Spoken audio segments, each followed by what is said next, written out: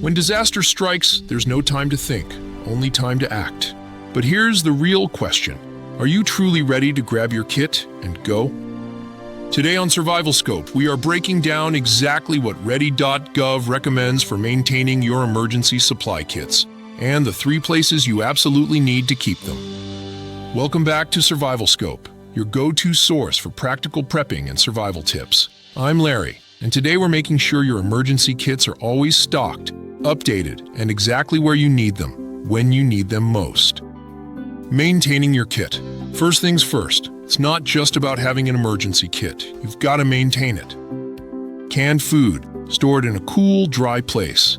Heat and moisture are your enemies. Trust me, I learned this the hard way when a few cans in my old garage rusted out before I could use them.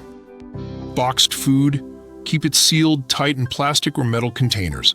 That keeps pests and humidity out. Expiration dates. Set a reminder every 6 months to check and swap out expired items. I use my phone calendar. Super easy. Family needs. Life changes fast. New baby, new pet, allergies. Review your kit every year and update as needed. Kids' needs. If you have kids, remember, disasters are scary, but your survival kit can help keep things calm.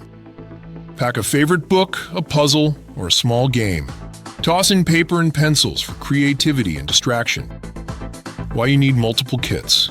Here's what most people forget. You might not be at home when disaster hits. That's why Ready.gov says you need emergency kits in 3 key places. Let's break them down. Number 1, home kit. This is your main kit, where you'll likely shelter in place. Keep it in one designated spot. Make sure everyone knows where it is. Stock enough supplies for every family member and pets for at least 72 hours. Number 2, work kit. Disasters don't wait for you to clock out. You could be stuck at work for 24 hours or more. Pack food, water, essential meds, and yes, comfortable walking shoes. Store it in a grab-and-go bag under your desk or in your locker. Number 3, car kit. Stranded in your car?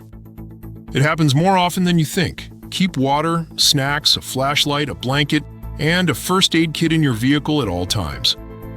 While working near Chicago in a little town called Morris, I once got stuck in a snowstorm for hours.